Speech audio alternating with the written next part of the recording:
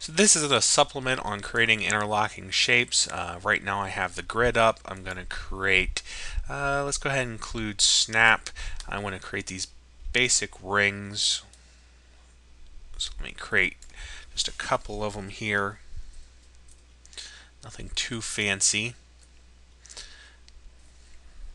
I'll cut out the centers afterwards. So let's go ahead and create 3 rings. And I'll change the colors of the one afterwards. So go to my paint bucket. Alright, let's turn continuous on, and let's make a different color for the one, green.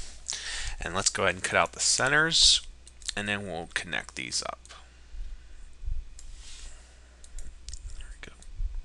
So the reason I can use snap is because I don't have to really think about where I'm going with this. It's going to automatically, these are 1-inch squares, it's automatically going to go to the 1/4-inch grid sections, so I don't have to really focus too much on this. I'm going to go ahead and remove all the white space here. Let's see, continuous is unchecked. So now I'm just working on that background, and now I can move these pretty freely, and I'm going to move them to separate layers in a moment. So what I want to have is the green layer. Let's see, how do we want to do this? Let's have the blue one going through the green layer. So let's move the green one into position here. So let's first select this.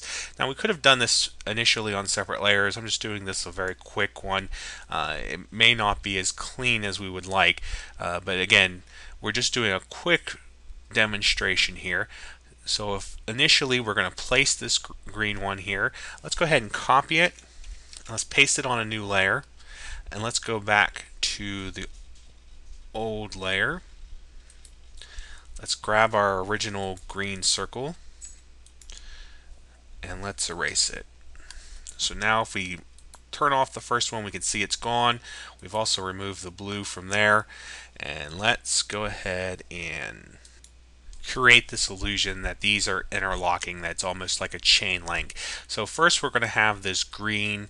Let's have the green go over top of the blue in this case, and then we're going to go ahead and have this blue go over top of the green here. So let's grab this blue one here. Continuous, make sure it's checked. Let's Control C, copy it. Let's go ahead and X this one out. Let's paste it onto our new level. Let's go ahead and move it into position. And we're going to have the green on top here, but we want the blue on top on this section. So we need to just erase this side of the green, of the blue, excuse me there. So let's go ahead and grab this green layer. So we just want to highlight it, and we want to go back to our blue, and we're going to go to the eraser here, and we just want to erase this side of that blue. So we've erased it. You can't see it yet because we're going to need to move the layer back into position. So you see that we've erased it. The blue now appears that it's going under that portion of the green, going back over top of this side. Let's deselect so you can see it. Let's go ahead and add a white layer in the background to kind of make us a little bit more polished looking. Give me 1 second here. Just drop it back behind that last one. We don't really need that last blue layer. It just helps for organization's sakes. I feel it's a little easier. You may not feel that way. It's really a preference. I like to have the extra one to work with. You can come back through, erase these extra ones. Really why you should have, excuse me there. Those are on a separate layer, and really should be working on these on individual layers. Initially it will be easier for you, but again, this was just a quick demonstration. Doing multiple of these will take some organization. You will need to work this out and kind of figure it out on your own. But it's not too complicated to interlock these shapes. Just the more shapes you have to do, the more planning you'll need to figure out.